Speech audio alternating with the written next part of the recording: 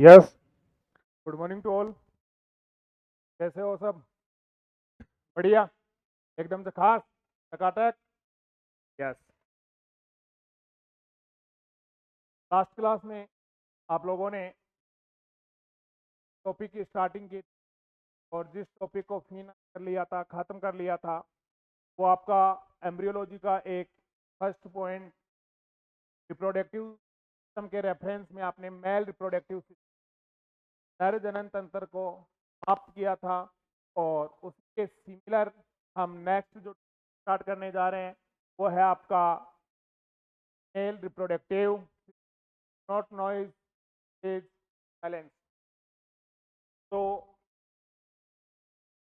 कल की क्लास में आपने शुरुआत कर ली थी, तो आपने कहा था मादा जनन तंत्र है सेल का वह सिस्टम जहाँ पे जेनेसिस क्या होती है, या बोले तो ओवम, बोले तो अंडाणु का निर्माण होता है। उस सिस्टम को हम क्या कहते हैं? मादा जनन तंत्र कहते हैं। मादा जनन तंत्र जो है वो आपके पैल्विक रीजन में बोले कोणी क्षेत्र में होता है और एक सुविकसित तंत्र होता है।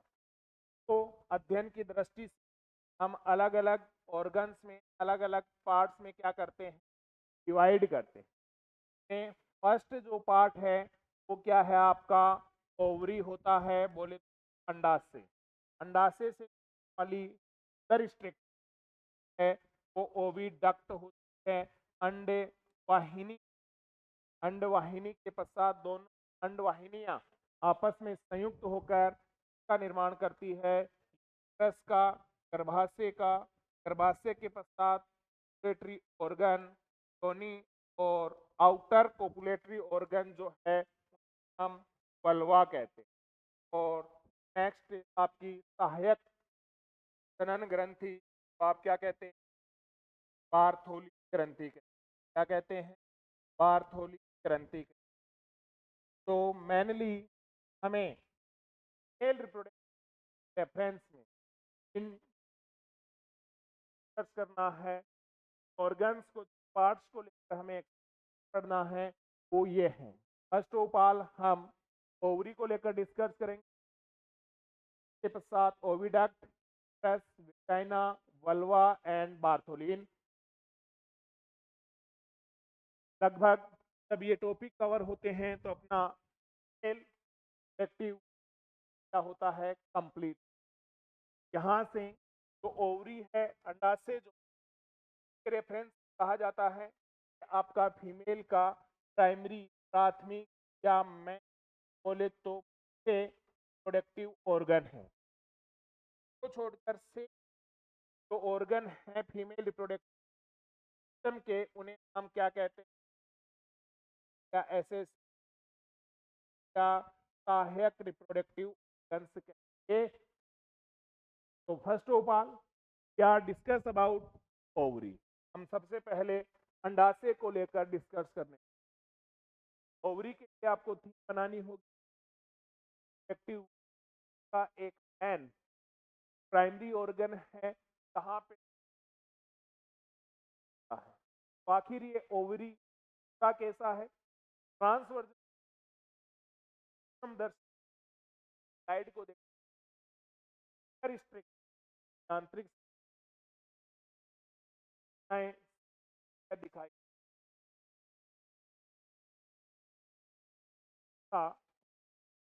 है कौन सा पूर्ण।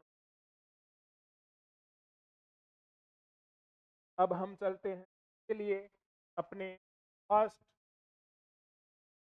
ऑर्गन के लिए, जिसका नाम क्या है? अंडाशय, बोले ओवरी।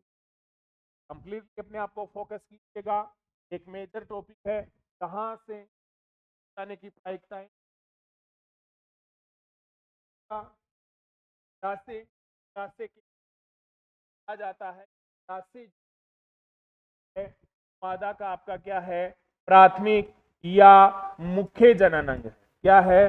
प्राथमिक या मुख्य जनन अंग है, जहां पर ऊजेनेसिस का, बोले तो अंड जनन की क्या होती है, क्रिया होती है। क्या होता है, अंड जनन की क्रिया होती है। साथ ही आपका ओवेरी एक एंडोस्ट्राइन ग्लैंड, अंतःस्रावी ग्रंथि की तरह भी वर्क करता है, कार्य करता है। और इसके द्वारा मुख्यतः आपके एक तो होता है आपका एस्ट्रोजन हार्मोन। कौन सा हार्मोन, एस्ट्रोजन। और एक होता है आपका प्रोजेस्टेरोन हार्मोन, उसका भी क्या होता है, सिक्रेशन होता है, स्त्रवण होता है। क्वेश्चन यहां से पुटअप हुआ है कि अंडाशय द्वारा स्त्रावित हार्मोन कौन सा है। ऑप्शन में आपको मोस्ट ऑफ टाइम मिलता है एस्ट्रोजन। इसके पश्चात हम बात करते हैं कि ओवेरी, जिसको आप प्राथमिक या मुख्य जनन अंग कहते हैं, जनन की क्रिया जहां पे होती है, आखिर वो फीमेल की बॉडी के रेफरेंस में स्थित कहां होता है, अर्थात इसकी लोकेशन क्या है। तो देखिएगा, स्थिति की जब बात करते हैं, लोकेशन की जब बात करते हैं, तो कहा जाता है कि इसकी स्थिति एब्डोमिनल कैविटी के अंदर होती है।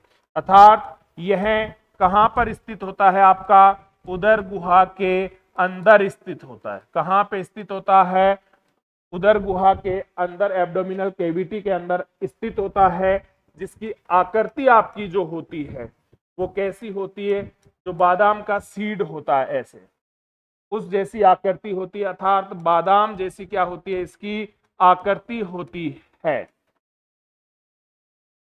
तथा इसका वॉल्यूम, आयतन या इसका जो आकार है अप्रोक्सीमेटली वो आपका 3.0 1.5 इंटू 1 सेंटीमीटर के आमाप का होता है। कहा जाता है कि जो आपका ओवेरी है, जो अंडाशय है, वह एब्डोमिनल कैविटी के अंदर स्थित होता है। और एब्डोमिनल कैविटी के साथ ये धागे नुमा संरचनाओं की सहायता से क्या होता है, संपर्क बनाए रखता है। और उन धागे नुमा संरचनाओं को हम क्या कहते हैं, मीजोवीरियम तंतु कहते हैं। क्या कहते हैं, मीजोवीरियम तंतु कहते हैं। सिंपली हम कह सकते हैं कि इसकी आकृति कैसी है, बादाम जैसी है। अर्थात हम मान सकते हैं कि अप्रोक्सीमेटली जो ओवेरी है आपका, जो अंडाशय है आपका, वो कैसी शेप में होता है, ओवल शेप में होता है, अंडाकार आकृति का होता है। अतः इसकी आंतरिक संरचना की स्टडी के लिए जब इसका ट्रांसवर्जनल सेक्शन बोले तो अनुप्रस्थ काट जब देखा जाता है, तो हमें इसके आंतरिक संरचना में अलग अलग पार्ट्स, अलग अलग स्ट्रक्चर्स दिखाई देती है। तो वो कौन कौन सी स्ट्रक्चर है और किस प्रकार से ये वर्क करता है, उसको लेकर हम डिस्कस कर रहे हैं। तो यहाँ तक की स्टडी आपने कल कर ली थी और आपने नोट भी कर लिया। अब हम पढ़ने जा रहे हैं कि इसकी इनर स्ट्रक्चर किस प्रकार की होती है, आंतरिक संरचना किस प्रकार की होती है। तो स्ट्रक्चर ऑफ ओवरी, तो देखिएगा, अंडाशय की जब संरचना का अध्ययन किया जाता है, तो संरचना के अध्ययन के लिए इसका कौन सा सेक्शन लिया जाता है, अनुप्रस्थ काट, बोले तो ट्रांसवर्जनल सेक्शन लिया जाता है।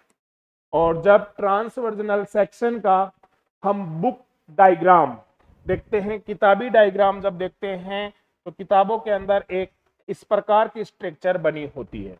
और उस स्ट्रक्चर को हम ओवेरी के अनुप्रस्थ काट के रूप में रिप्रेजेंट करते हैं, जिसकी पोजीशन, जिसकी लोकेशन एब्डोमिनल कैविटी में होती है।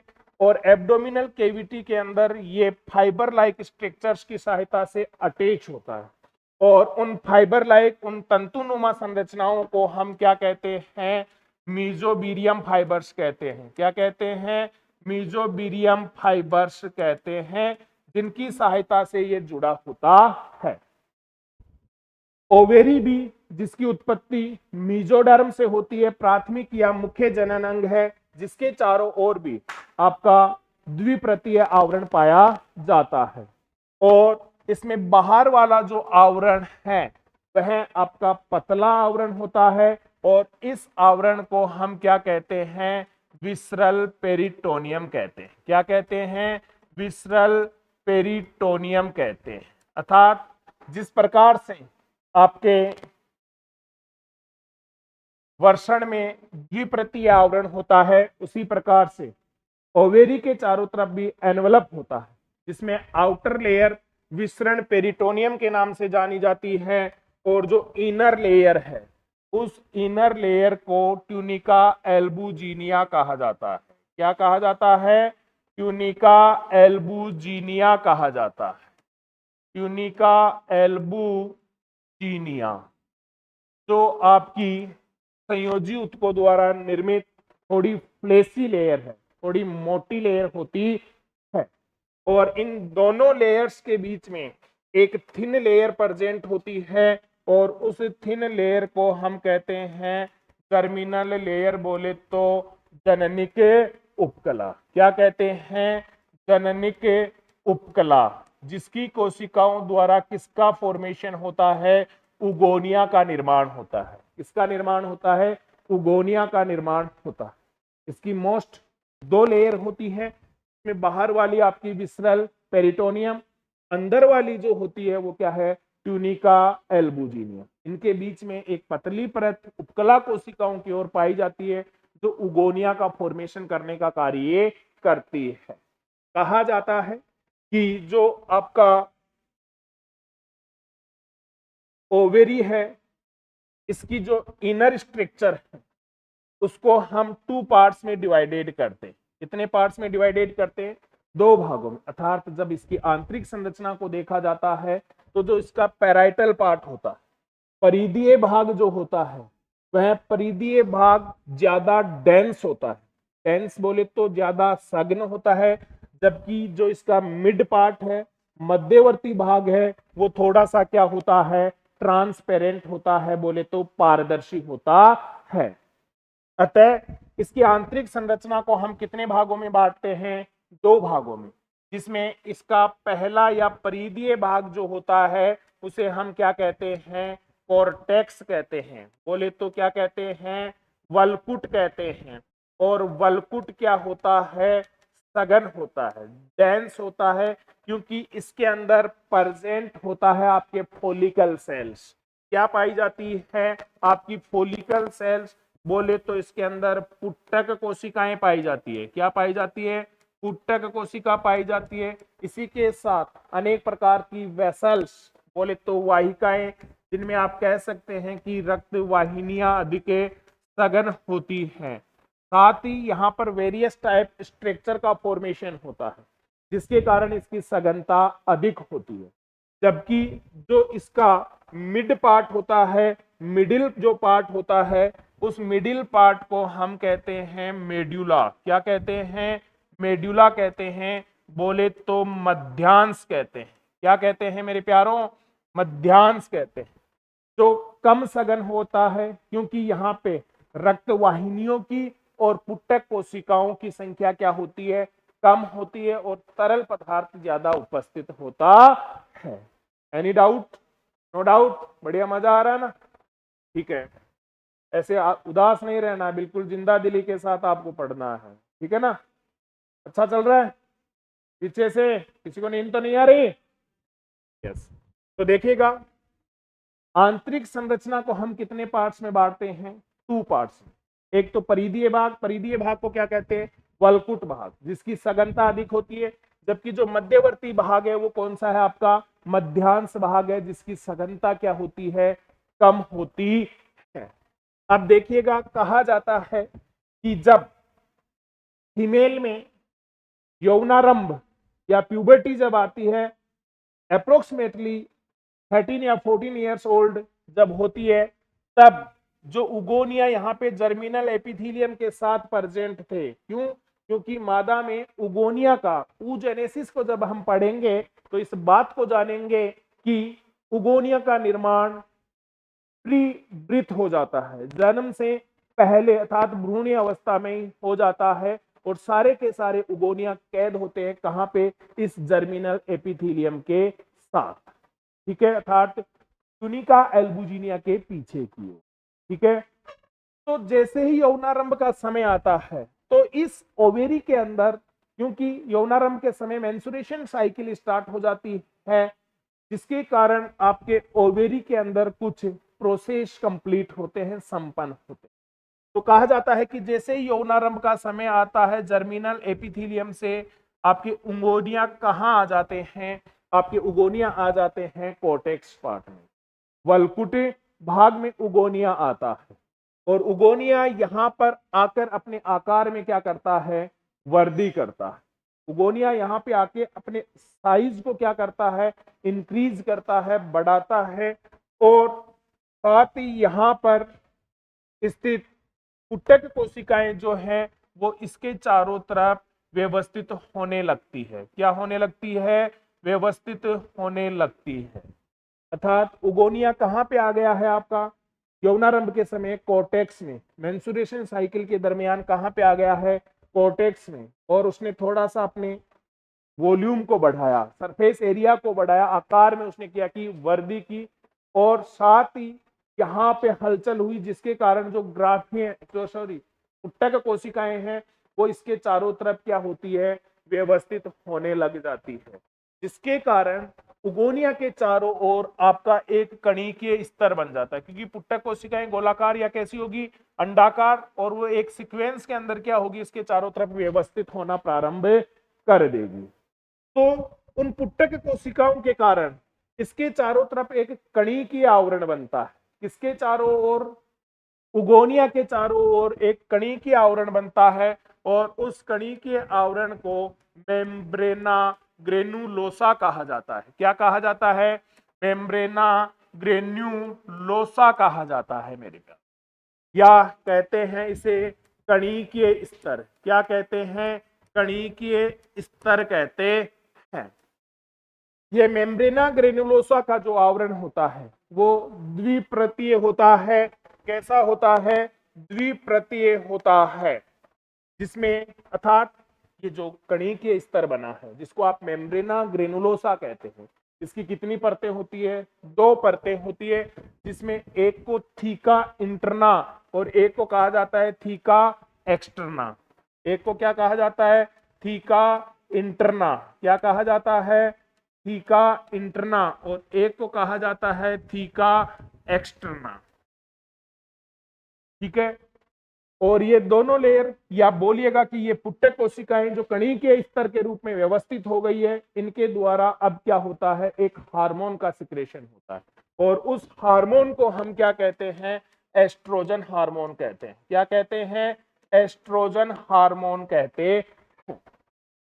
एस्ट्रोजन हार्मोन के सिक्रेशन के कारण जो आपका एस्ट्रोजन हार्मोन है वो क्या होता है? उगोनिया और जो आपका मेम्ब्रेना ग्रेनुलोसा का जो आवरण है उसके बीच में भरने लगता है, जिसके कारण उगोनिया और जो मेम्ब्रेना ग्रेनुलोसा का जो आवरण है इसके बीच में केविटी का निर्माण हो जाता है, गुहा का निर्माण हो जाता है। अर्थात देखते ही देखते 1 या 2 दिन के पश्चात आपके उगोनिया, इसको प्राथमिक पुट्टक भी कहते हैं, प्राइमरी फोलिकल। अब ये आपका उगोनिया है, इसके चारों तरफ आपका ये कणिकीय स्तर है, मेम्ब्रेना ग्रेनुलोसा का ये क्या है? आवरण है। इसने एस्ट्रोजन हार्मोन को सिक्रेट किया, केविटी का निर्माण हुआ। और ये केविटी जो है, ये गुहा जो है, ये आपकी क्या कहलाती है? एंटरनम गुहा कहलाती है।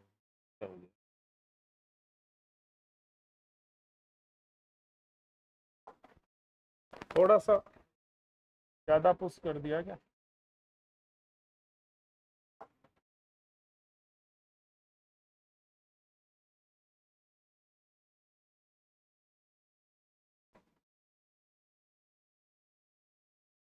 तो यहां पर द्वितीयक फोलिकल का निर्माण होता है और इस प्रकार की स्ट्रक्चर बन जाती है।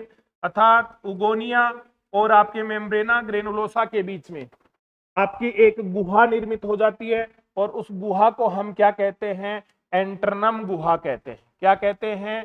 एंटरनम गुहा कहते हैं। इस एंटरनम गुहा में थोड़ा सा आउटसाइड निकाल के मैं एक्सप्लेन कर रहा हूं इस स्ट्रक्चर को, कि आपका ये जो पुट्टक कोशिकाएं हैं, जो पुट्टक बन रहे हैं, उनमें मेचुरेशन हो रहा है। ये लगातार अपने आकार में क्या कर रहे हैं? वृद्धि कर रहे हैं। और जिसके कारण आपको एक इस प्रकार की स्ट्रक्चर दिखाई देती है, जहां पे उगोनिया ये स्थित होता है, यहाँ पे लिक्विड सबस्टेंस भरा होता है, एस्ट्रोजन हार्मोन भरा होता है। तो इस उगोनिया के बीच में और इस आउटर लेयर के बीच में जो गुहा होती है, जो खाली स्पेस होता है, उसे हम क्या कहते हैं? एंट्रनम गुहा कहते हैं। क्या कहते हैं? एंट्रनम गुहा कहते हैं। और इस एंट्रनम गुहा में, इस केविटी के अंदर आपका जो उगोनिया है एक छड़ सदृश संरचना द्वारा लटका होता है, और इस छड़ सदृश संरचना को हम प्रोजिलेरिस डिस्कस बोले तो अंडधर चक्रक कहते हैं। क्या कहते हैं? अंडधर चक्रक कहते हैं। इस प्रकार आपका एक गोलाकार संरचना निर्मित होती है। अब इसके पश्चात जो आपका उगोनिया है वो यहाँ पे क्या प्रेजेंट है? एस्ट्रोजन हार्मोन की प्रेजेंस है। तो उस एस्ट्रोजन हार्मोन का यह प्रयोग करते हुए, एस्ट्रोजन हार्मोन का प्रयोग करते हुए अपने चारों तरफ एक ट्रांसपेरेंट पारदर्शी आवरण को निर्मित करता है, और उस पारदर्शी आवरण को हम कहते हैं जोना पेलुसिडा। क्या कहते हैं? जोना पेलुसिडा कहते हैं। Zona pellucida. तो देखिएगा मेरे प्यारों, हुआ क्या? कुछ नहीं हुआ। उगोनिया ने एस्ट्रोजन हार्मोन का यूटिलाइजेशन करते हुए, उसका उपयोग करते हुए अपनी सुरक्षा के लिए उसके चारों तरफ, अपने चारों तरफ एक ट्रांसपेरेंट आवरण को निर्मित करता है। उसे हम क्या कहते हैं? जोना पेलुसिडा कहते हैं। और साथ ही यहां पर जो ये, क्योंकि जो मेम्ब्रेना ग्रेनुलोसा का जो आवरण बना है, वह मेम्ब्रेना ग्रेनुलोसा का आवरण किससे बना है? फोलिकल सेल से, पुट्टक कोशिकाओं से। तो ये पुट्टक कोशिकाएं भी इस ट्रांसपेरेंट आवरण के चारों ओर एक कणिकीय स्तर को और निर्मित कर देती है। एक कणिकीय स्तर को और निर्मित करती है, और उसे हम क्या कहते हैं? कोरोना रेडिएटा कहते हैं। क्या कहते हैं? कोरोना रेडिएटा कहते हैं। इस प्रकार से देखते ही देखते 10 से 12 दिन की अवधि में, अर्थात उगोनिया यहां से निकला, अर्थात मेंस्ट्रुएशन क्रिया स्टार्ट हुई, तब से लेकर 12वें या 13वें दिन तक ये पुट्टक कोशिकाएं और उगोनिया आपस में मिलकर एक ऐसी ठोस गोलाकार संरचना को निर्मित कर लेते हैं। और इस ठोस गोलाकार संरचना को हम क्या कहते हैं? तृतीयक पुट्टक कहते हैं। क्या कहते हैं? तृतीयक पुट्टक, या कहते हैं परिपक्व पुट्टक, या कहते हैं ग्राफियन पुट्टक। क्या कहते हैं? ग्राफियन पुट्टक कहते हैं। क्या कहते हैं? ग्राफियन पुट्टक कहते हैं। जैसे ही ग्राफियन पुट्टक का निर्माण होता है, ग्राफियन फोलिकल का, तो मैं इंडिकेशन के लिए यहां पे लिख रहा हूं कि आपका ये क्या बन गया है? तृतीयक पुट्टक, या आप बोले तो ग्राफियन फोलिकल का निर्माण हो गया है, ग्राफियन पुट्टिका बनकर तैयार हो गई है। जैसे ही ग्राफियन पुट्टिका बनकर तैयार होती है, आपका जो पिट्यूटरी ग्लैंड है, पीयूष ग्रंथि जो होती है, उसको पॉजिटिव फीडबैक प्राप्त होता है, जिसके कारण पीयूष ग्रंथि अपने द्वारा स्त्रावित FSH hormone, follicle stimulated hormone, उसी हार्मोन के कारण ये पुट्टक कोशिकाएं, देखिएगा नाम है फोलिकल स्टिमुलेटेड हार्मोन, अर्थात पुट्टक प्रेरक हार्मोन। तो पुट्टक कोशिकाओं को क्या कर रहा है? प्रेरित। इसी कारण क्या निर्मित हो रहा है? ग्राफियन पुट्टिका निर्मित हो रही है। और जैसे ही ग्राफियन पुट्टिका निर्मित होती है, ग्राफियन पुट्टिका को परिपक्व पुट्टिका भी कहते हैं, जिसके अंदर उगोनिया के चारों ओर एक पारदर्शी आवरण क्या होता है? Zona pellucida. उसके बाहर कणिकीय आवरण क्या होता है? Corona radiata. और उसके बाहर कणिकीय आवरण क्या होता है? Membrana granulosa. तो ये आपका परिपक्व पुट्टक है, जिसे ग्राफियन पुट्टिका कहते हैं। जैसे ही ग्राफियन पुट्टिका का निर्माण, पीयूष ग्रंथि को, पिट्यूटरी ग्लैंड को, मास्टर ऑफ ग्लैंड को क्या प्राप्त होता है मेरे प्यारों? पॉजिटिव फीडबैक प्राप्त होता है कि यस, ग्राफियन फोलिकल बनकर तैयार है। उसके पश्चात पिट्यूटरी ग्लैंड अपने एफएसएच हार्मोन के सिक्रेशन को क्या करती है? कम कर देती है, और एलएच हार्मोन के सिक्रेशन को क्या कर देती है? बढ़ा देती है। एलएच हार्मोन लुटिनाइजिंग हार्मोन, बोले तो अपगठनीय हार्मोन। तो उस LH हार्मोन के प्रभाव के कारण आपका ग्राफियन पुटिका, नाम ही क्या है, अपगठनीय हार्मोन, तो वो उसका क्या कर देता है, अपगठन कर देता है। और अपगठन के कारण ये ग्राफियन पुटिका जो है वो ब्रस्ट हो जाती है, बोले तो टूट जाती है, और यहां से उगोनिया फ्री हो जाता है, अर्थात उगोनिया को यहां से क्या कर दिया जाता है, रिलीज कर दिया जाता है। जब उगोनिया यहां से रिलीज होता है तो oogenesis के प्रोसेस के अनुसार वह सेकेंडरी oocyte के रूप में होता है। किसके रूप में होता है, सेकेंडरी oocyte के रूप में होता है, द्वितीयक अंडाणु के रूप में होता है। और इस द्वितीयक अंडाणु का ओवेरी से बाहर निकलने का जो प्रोसेस है, अंडाणु का अंडाशय से बाहर आने की जो प्रक्रिया है, उसे हम ओव्यूलेशन कहते हैं, बोले तो अंडोत्सर्ग कहते हैं। क्या कहते हैं, अंडोत्सर्ग कहते हैं। और अंडोत्सर्ग की क्रिया मेंस्ट्रुएशन साइकिल के 14वें दिन होती है। कब होती है, 14वें दिन होती है। हद तब हो गई जब ये क्वेश्चन पूछ लिया गया कि अंडोत्सर्ग की क्रिया कौन से दिन होती है, 14वें दिन होती है। अंडोत्सर्ग की क्रिया में कौन सा oocyte बाहर निकलता है, तो वो निकलता है आपका सेकेंडरी oocyte, द्वितीयक अंडाणु बाहर आता है। द्वितीयक अंडाणु जब बाहर आता है तो ग्राफियन पुटिका के जोना पेल्यूसिडा को अपने साथ लाता है, साथ ही कोरोना रेडिएटा का आवरण भी उसके साथ आता है। क्वेश्चन पूछा जा सकता है कि सेकेंडरी oocyte जब बाहर आता है तो उसके चारों तरफ दो ही आवरण होते हैं, एक तो होता है जोना पेल्यूसिडा का आवरण और एक होता है कोरोना रेडिएटा का आवरण। अब गोनिया ग्राफियन फोलिकल को छोड़कर आ गया है और ग्राफियन फोलिकल अपनी अपहासित स्टेज में आ जाती है, अर्थात उगोनिया के रिलीज होने के कारण आपकी जो ग्राफियन पुटिका है वो अपहासित हो जाती है, डिग्रेड हो जाती है, अपगठन हो जाती है। और उसके अपगठन से जो स्ट्रक्चर निर्मित होती है, उस स्ट्रक्चर को हम क्या कहते हैं, कार्पस ल्यूटियम कहते हैं। क्या कहते हैं, कार्पस ल्यूटियम कहते हैं। क्या कहते हैं, कार्पस ल्यूटियम कहते हैं। ग्राफियन पुटिका की अपहासित संरचना कार्पस ल्यूटियम कहलाती है।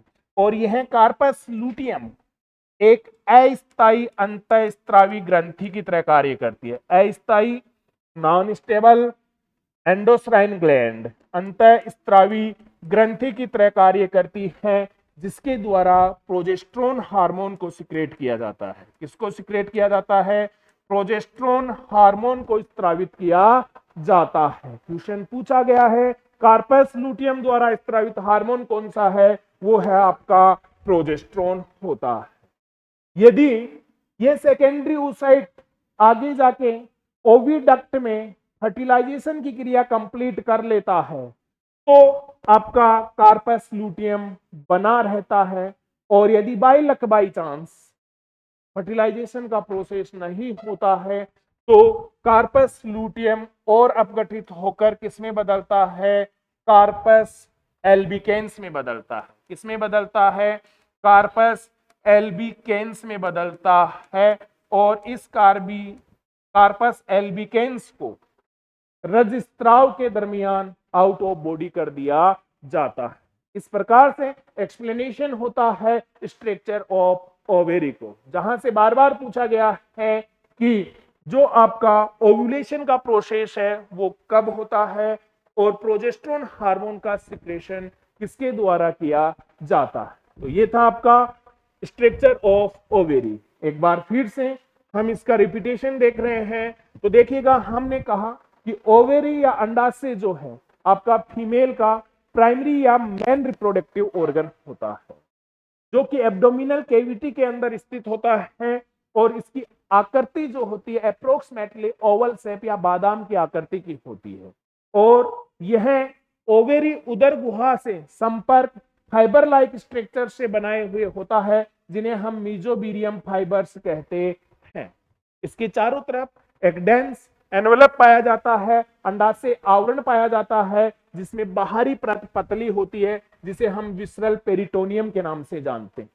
इसके नीचे की ओर ट्यूनिका एल्बुजिनिया परत होती है। इन दोनों के बीच में टर्मिनल एपिथेलियम जननिक उपकला पाई जाती है, जहां पे उगोनिया प्रेजेंट होते हैं।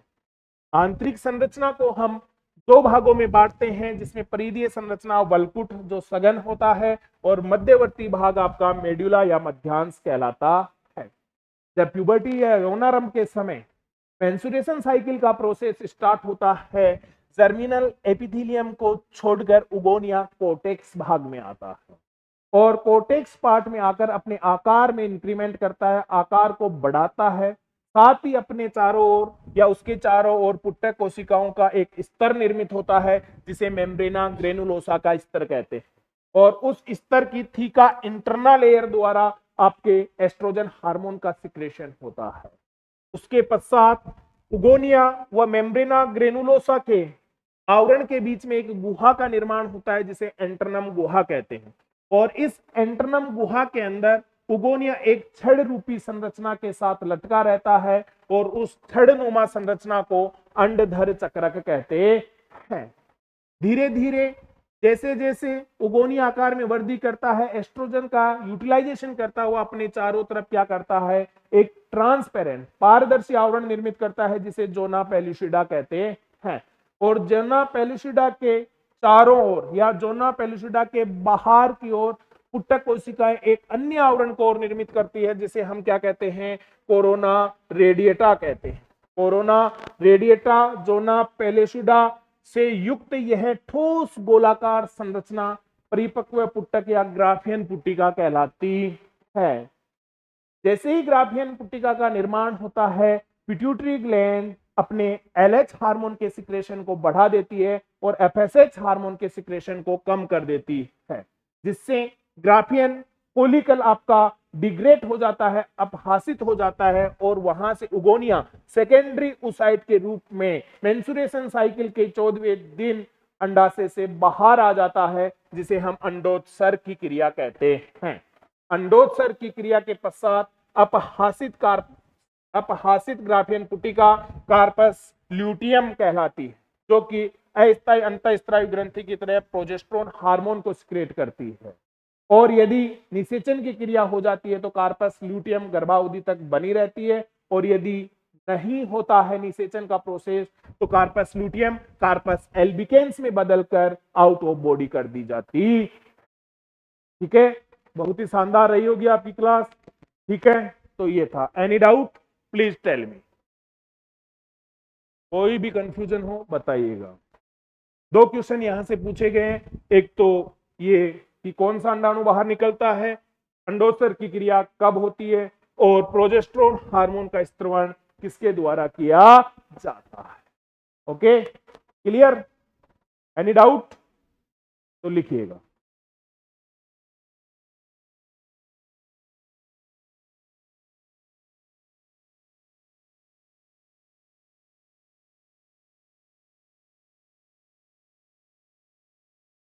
लास्ट टाइम आपने लिख लिया था कि इसकी उत्पत्ति लिख ली थी, स्थिति लिख ली थी, इसके द्वारा स्त्रावित हार्मोन्स को लिख लिया था।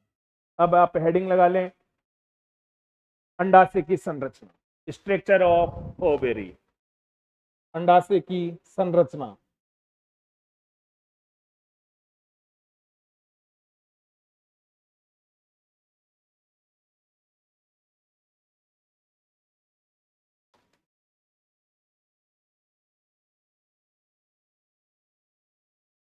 यस, लिखिएगा। अंडाशय की संरचना के लिए, अंडाशय की संरचना के लिए उसके अनुप्रस्थ काट का अध्ययन किया जाता है, अनुप्रस्थ काट का अध्ययन किया जाता है, जिसमें चारों ओर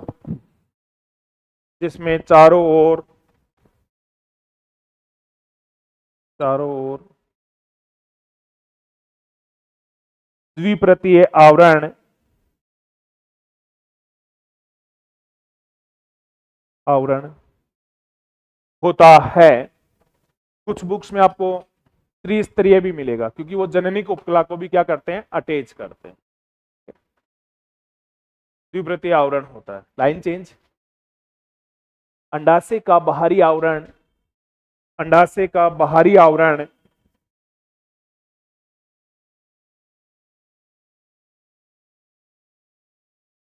बाहरी आवरण विसरल पेरिटोनियम, विसरल पेरिटोनियम, आंतरांग peritoneum, visceral peritoneum,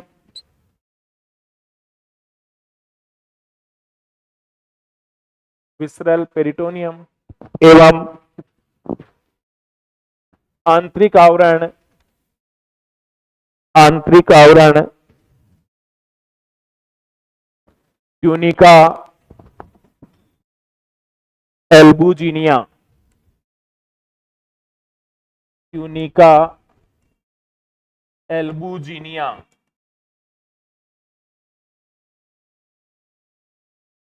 tunica albuginea होती है। ट्यूनिका एल्बुजिनिया होती है।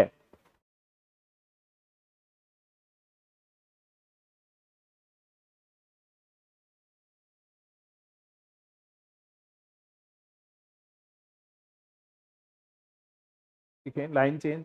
इन दोनों परतों के बीच में, इन दोनों परतों के बीच में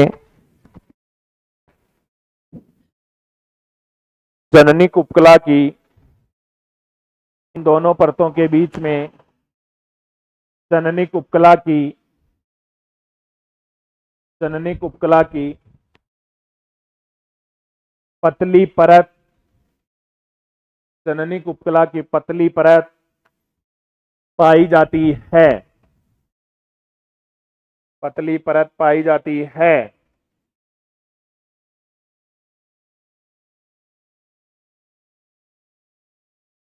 पाई जाती है। क्लियर। Line change. अंडाशय की आंतरिक संरचना को, अंडाशय की आंतरिक संरचना को दो भागों में बांटा जाता है, दो भागों में बांटा जाता है। ऐसा लिख लें।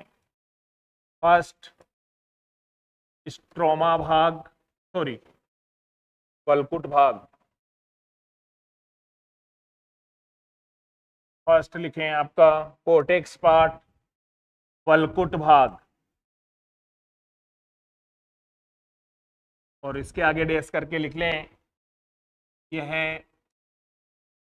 परिधीय सघन भाग है, जिसमें इलास्टिक तंतु, इलास्टिक तंतु, उत्तक कोशिकाएं, फोलिकल सेल्स, उत्तक कोशिकाएं, रक्त वाहिनियां,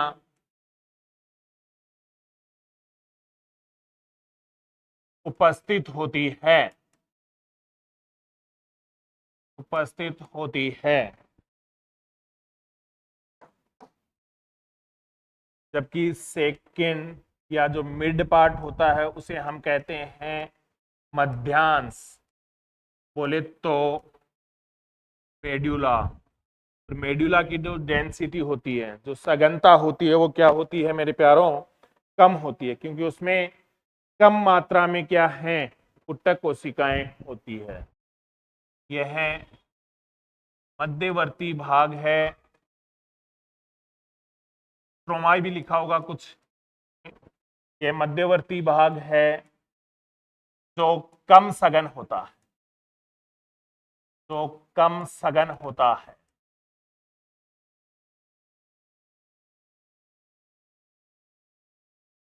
कम सघन होता है।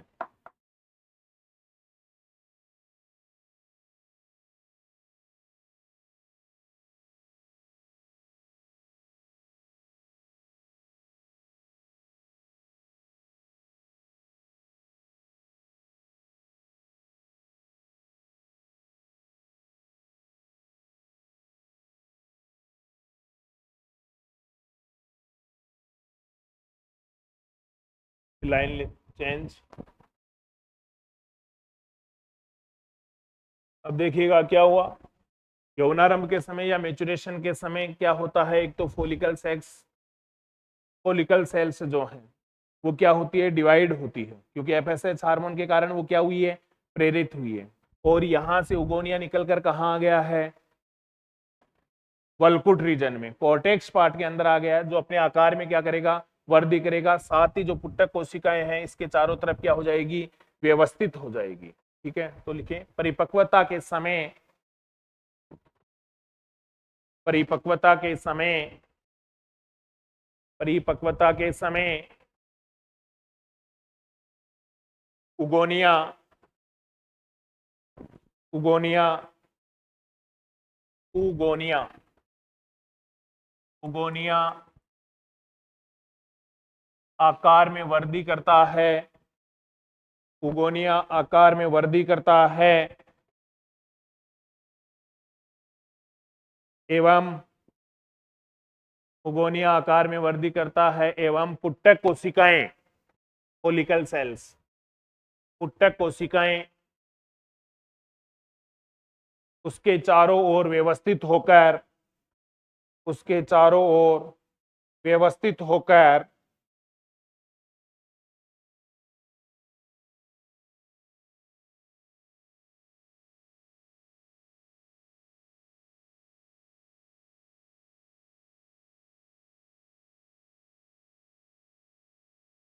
एक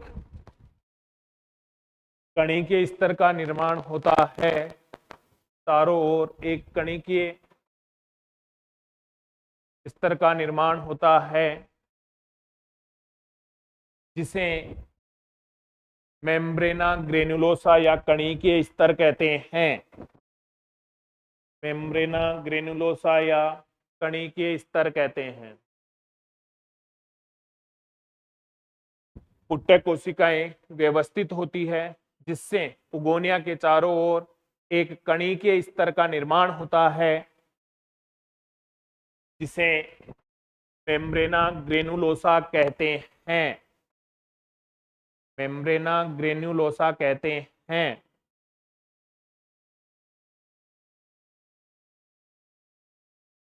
मेम्ब्रेना ग्रेनुलोसा कहते हैं। तो मेम्ब्रेना ग्रेनुलोसा आपका बाइलेयर है, एक थीका एक्सटर्ना और एक theca interna. Theca interna oestrogen hormone को सिक्रेट करती है, जबकि थीका एक्सटर्ना प्रोटियोलाइटिक एंजाइम्स को सिक्रेट करने का कार्य करती है, माइंड में रख लेना। ठीक है, क्लियर। तो आपने क्या किया, कणी के स्तर मेम्ब्रेना ग्रेनुलोसा का निर्माण होता है। लाइन चेंज करके लिखें, वृद्धि करते हुए, वृद्धि करते हुए, वृद्धि करते हुए पुट्टक में, वृद्धि करते हुए पुट्टक में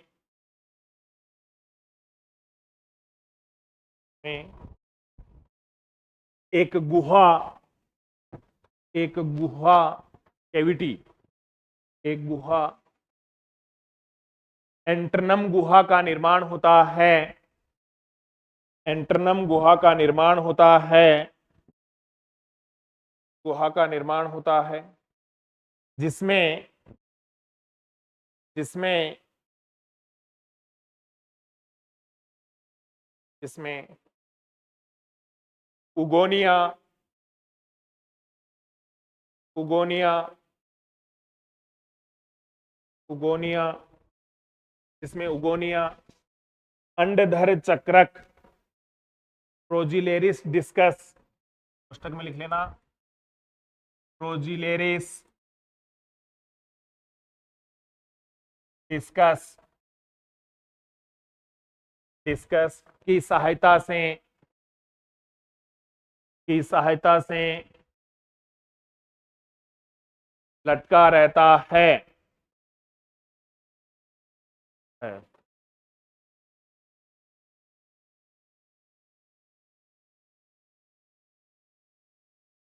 लिखें उगोनिया के चारों ओर, उगोनिया के चारों ओर लाइन चेंज करते रहो। उगोनिया के चारों ओर पारदर्शी आवरण, पारदर्शी आवरण जोना पेल्यूसिडा, पारदर्शी आवरण जोना पेल्यूसिडा का निर्माण होता है।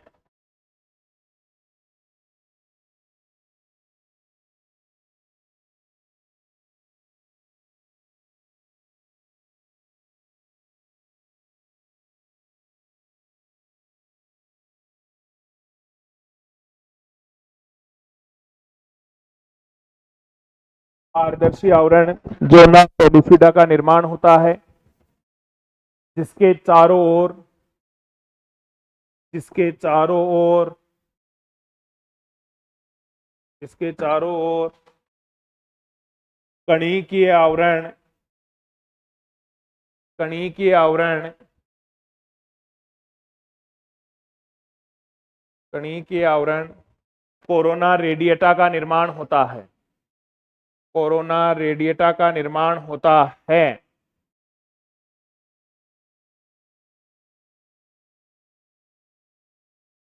कोरोना रेडिएटा का निर्माण होता है। Line change. इस प्रकार से, इस प्रकार से एक ठोस, एक ठोस गोलाकार संरचना का निर्माण होता है, ठोस गोलाकार संरचना का निर्माण होता है,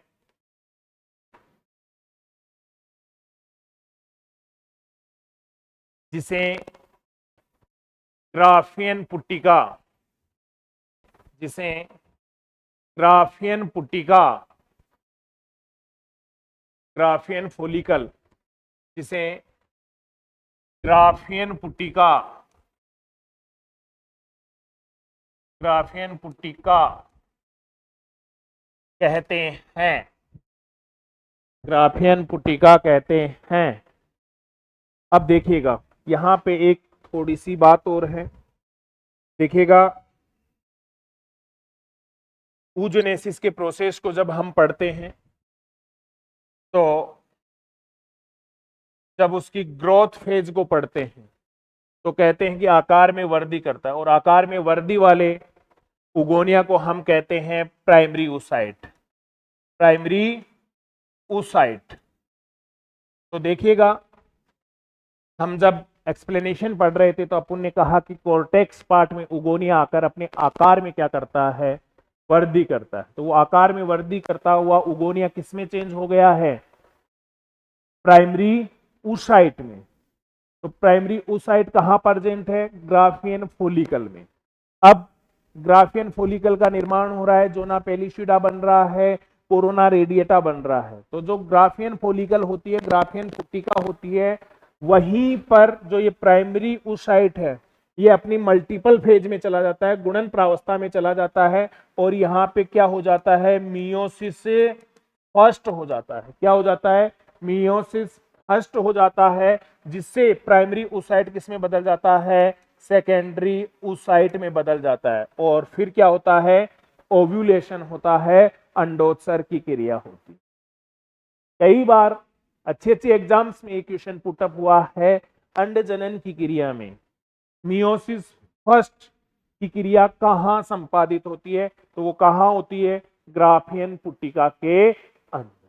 तो ग्राफियन पुट्टिका को बनाकर आपने तैयार कर लिया है। क्या है ग्राफियन पुट्टिका, एक फोलिकुलर स्ट्रक्चर है, एक पुटकीय संरचना है, ठोस गोलाकार संरचना है, जिसमें उगोनिया प्रेजेंट होता है, और उगोनिया के आउटसाइड ट्रांसपेरेंट जो आपका एनवलप है या आवरण है, जोना पेल्यूसिडा, उसके बाहर कोरोना रेडिएटा, और उसके बाहर क्या है, मेम्ब्रेना ग्रेन्युलोसा। उसी स्ट्रक्चर को आप क्या कहते हैं, ग्राफियन पुट्टिका कहते हैं। तो ये लाइन भी आप लिख लो कि ग्राफियन पुट्टिका में स्थित, ग्राफियन पुट्टिका में स्थित, ग्राफियन पुट्टिका में स्थित प्राथमिक oocyte प्राथमिक oocyte में अर्धसूत्री विभाजन प्रथम होता है। अर्धसूत्री विभाजन प्रथम होता है, जिससे द्वितीयक अंडाणु का निर्माण होता है। द्वितीयक अंडाणु का निर्माण होता है।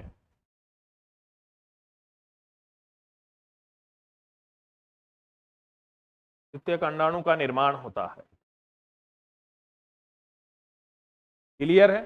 तो ये स्ट्रक्चर आपकी तैयार हो गई है, ग्राफियन फॉलिकल तैयार हो गई है। तो अब पिट्यूटरी ग्लैंड को पॉजिटिव फीडबैक प्राप्त होगा, जिसके कारण क्या चेंज आएगा? एफएसएच हार्मोन का स्त्रवण क्या हो जाएगा? कम, और एलएच हार्मोन का स्त्रवण क्या हो जाएगा?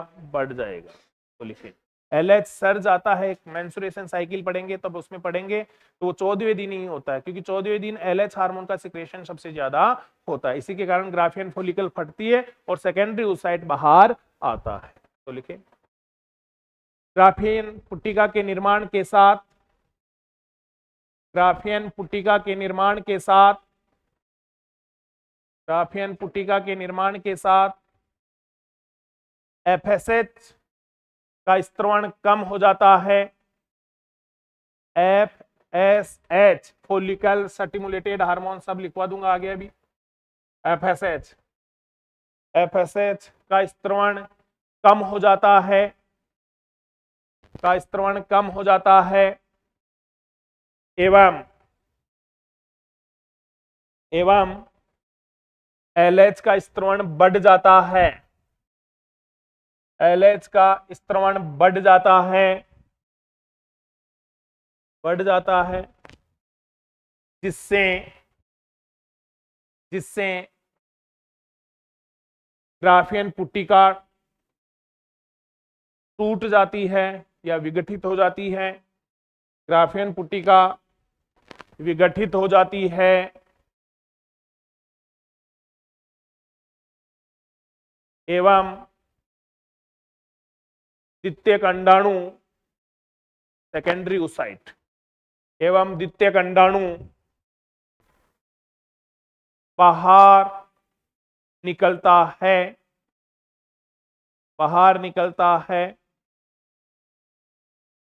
द्वितीयक अंडाणु बाहर निकलता है, जिसे अंडोत्सर्ग कहते हैं, जिसे अंडोत्सर्ग कहते हैं,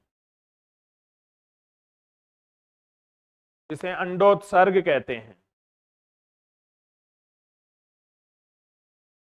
क्लियर? Line change. अंडोत्सर्ग की क्रिया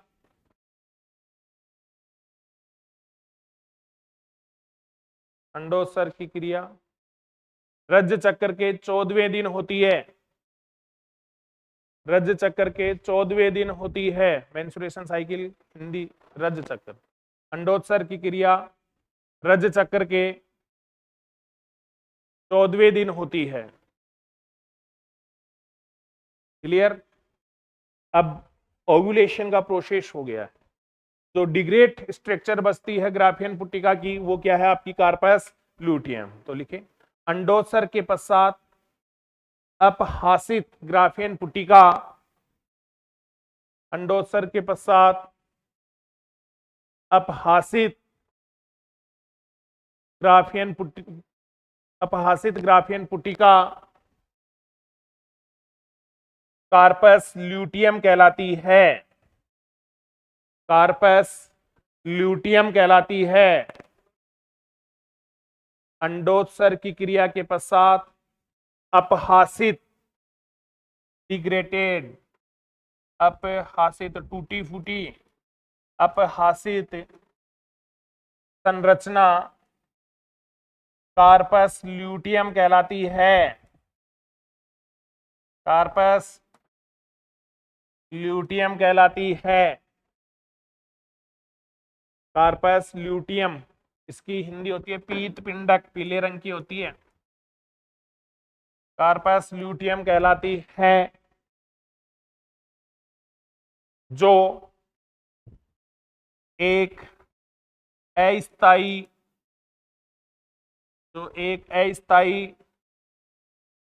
अंतःस्त्रावी ग्रंथि की तरह कार्य करती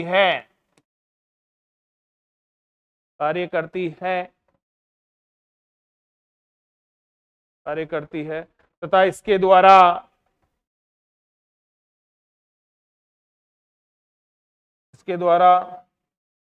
प्रोजेस्टेरोन हार्मोन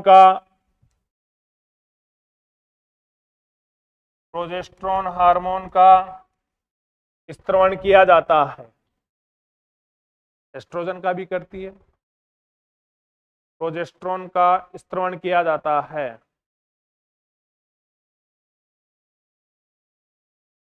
यदि आ जाए ऑप्शन में, कार्पस ल्यूटियम कौन से हार्मोन का स्त्रवण करती है? Oestrogen, progesterone, androgen. और लास्ट ऑप्शन आ जाए एस्ट्रोजन और प्रोजेस्टेरोन, तो दोनों को टिक करना है आपका, क्योंकि एस्ट्रोजन किससे हो रहा है? आपके मेम्ब्रेना ग्रेनुलोसा, तो वो किसका पार्ट है?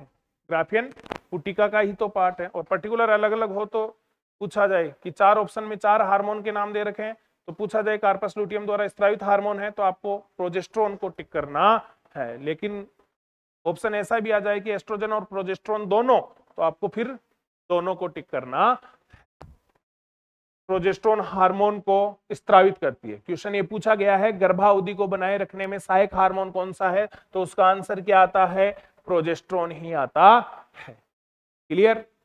अब देखें, यदि निषेचन की क्रिया होती है तो कार्पस ल्यूटियम बनी रहती है। कार्पस ल्यूटियम बच्चे के जन्म तक कार्पस ल्यूटियम बनी रहती है। और यदि निषेचन नहीं होता है तो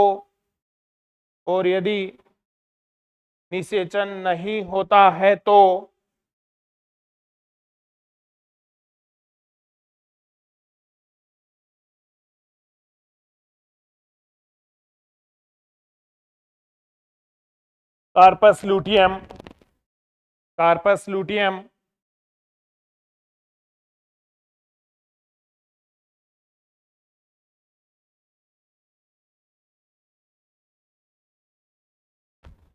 अपहासित होकर कार्पस एल्बिकेन्स में बदल जाती है। अपहासित होकर कार्पस एल्बिकेन्स में बदल जाती है। कार्पस एल्बिकेन्स में बदल जाती है।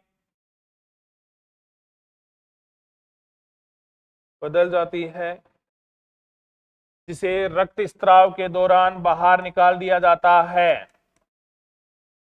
जिसे रक्त स्त्राव के दौरान बाहर निकाल दिया जाता है।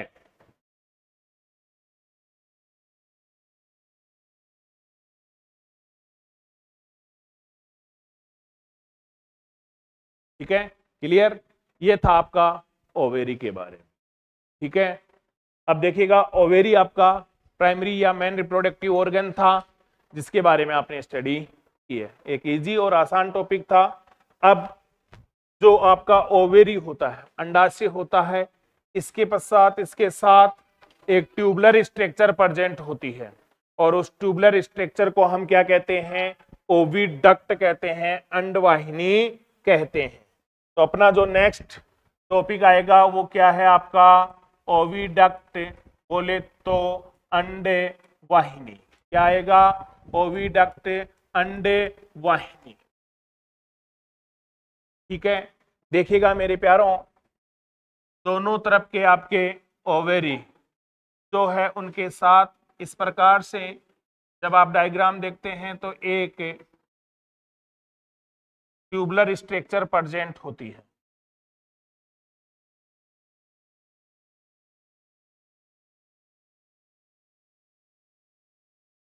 इस प्रकार से एक ट्यूबुलर स्ट्रक्चर प्रेजेंट होती है और इसी ट्यूबुलर स्ट्रक्चर को हम क्या कहते हैं? ओविडक्ट कहते हैं, बोले तो अंडवाहिनी कहते हैं। तो देखिएगा, ओविडक्ट को लेकर इसकी स्ट्रक्चर से रिलेटेड और इसके पार्ट से रिलेटेड कुछ बातें होती है। तो क्या होती है आपकी ओविडक्ट, इसकी ओरिजिन कहाँ से होती है और इसकी लेंथ अप्रोक्सीमेटली कितनी होती है। तो देखिएगा अंडवाहिनी के बारे में कहा जाता है कि संख्या की जब बात की जाए तो संख्या के रूप में इसकी क्या होती है, संख्या एक जोड़ी या कितनी होती है, दो। इनकी ओरिजिन की जब बात की जाती है, उत्पत्ति की बात की जाती है, तो देखिएगा इसके सिमिलर जो ऑर्गन मेल में था वो था आपका शुक्रवाहिनी। उसकी ओरिजिन जो होती थी वो वुल्फियन ट्यूब से होती थी, एम्ब्रियो की जो वुल्फियन नलिका थी उससे होती है। और इसकी जो ओरिजिन है, जो उत्पत्ति है, वो किससे होती है, आपके भ्रूण की मुलेरियन नलिका से होती है। किससे होती है, भ्रूण की मुलेरियन नलिका से। किससे होती है मेरे प्यारों, भ्रूण की मुलेरियन नलिका से होती है।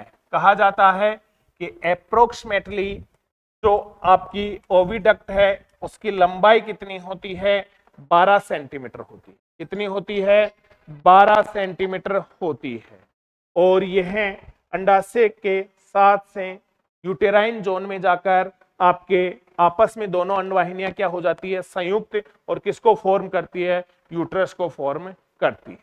तो ये 12 सेंटीमीटर लंबाई वाली जो ट्यूबुलर स्ट्रक्चर है, इस ट्यूबुलर स्ट्रक्चर को हम संरचनात्मक दृष्टि से 3 पार्ट्स में डिवाइडेड करते हैं। अर्थात जब आप ओविडक्ट का स्ट्रक्चर का स्टडी करते हैं तो देखिएगा बेसिकली इसकी स्ट्रक्चर को एक्सप्लेन करने के लिए इस प्रकार के डायग्राम की हम सहायता लेते हैं कि आपकी ये क्या है,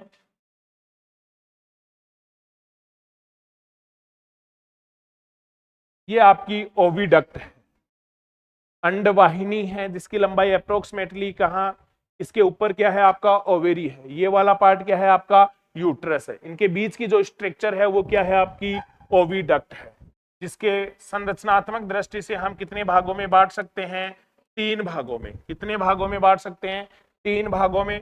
जिसमें फर्स्ट पार्ट जो आता है उसे कहते हैं इनफंडीबुलम। क्या कहते हैं, इनफंडीबुलम। सेकंड जो पार्ट होता है उसे हम कहते हैं एम्पुला या तुम्बिका। क्या कहते हैं, एम्पुला या तुम्बिका। और थर्ड जो होता है उसे हम कहते हैं आपका फेलोपियन नलिका। क्या कहते हैं, फेलोपियन नलिका।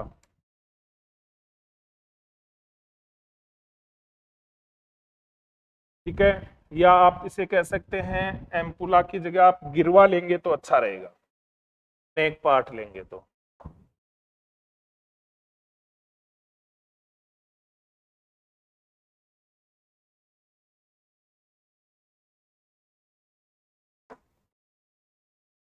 गिरवा, ठीक है। अब देखिएगा आपका जो इसका सबसे पहला जो प्याले नुमा भाग होता है वह प्याले नुमा भाग क्या कहलाता है, अंडकीपक या इनफंडीबुलम कहलाता है। इनफंडीबुलम या अंडकीपक कहलाता है, प्याली नुमा भाग होता है। इसके मध्य के अंदर एक गोलाकार छिद्र पाया जाता है। इस गोलाकार छिद्र को हम क्या कहते हैं, ओस्टियम कहते हैं। क्या कहते हैं, ओस्टियम कहते हैं। जहां से सेकेंडरी ओसाइट कहां पे प्रवेश करता है, आपके ओविडक्ट में, अंडवाहिनी में प्रवेश करता है। और इसके किनारों पर ऐसे अंगुली समान परवर्ध पाए जाते हैं और उन अंगुली समान परवर्ध को हम क्या कहते हैं, फिम्ब्री कहते हैं। क्या कहते हैं, फिम्ब्री या झालर कहते हैं, जो अंडाणु के पकड़ने में सहायक होते हैं। इसके नीचे का जो संकरा भाग है उसे गिरवा कहते हैं या एम्पुला, अर्थात ये जॉइंट वाला जो भाग है इसे हम क्या कहते हैं, एम्पुला कहते हैं। जहां पे क्या होता है, आपकी निषेचन की क्रिया होती है। क्या होता है, निषेचन की क्रिया होती है। जनरली हम कहते हैं कि मानव में जो आपकी निषेचन की क्रिया है, फर्टिलाइजेशन की क्रिया है, वो कहाँ पे होती है, फेलोपियन नलिका या इस्तमस नलिका में होती है। लेकिन यदि एग्जैक्ट पॉइंट पूछ लिया जाए तो उसे हम क्या कहते हैं, एम्पुला या तुम्बिका। और उसके पीछे का जो ये पार्ट है इसे हम क्या कहते हैं, फेलोपियन नलिका कहते हैं। क्या कहते हैं, फेलोपियन नलिका या क्या कहते हैं, इस्तमस नलिका कहते हैं, जो कि यूटेराइन भाग में जाकर कहाँ खुलती है, यूट्रस में खुलती है, गर्भाशय में खुलती है। और महिला नसबंदी के समय इसी ओविडक्ट को काटकर बांध दिया जाता है, जिसे हम क्या कहते हैं, अंडवाहिनी उच्छेदन कहते हैं। क्या कहते हैं, अंडवाहिनी उच्छेदन कहते हैं। अर्थात अंडवाहिनी उच्छेदन बोले तो टुबेक्टोटोमी। क्या कहते हैं, टुबेक्टोटोमी। जबकि पुरुष नसबंदी को क्या कहा जाता है, वास्कोटोमी कहा जाता है। तो इस प्रकार से स्ट्रक्चर होती है किसकी, अंडवाहिनी की, ओविडक्ट की। ठीक है, तो लिख लें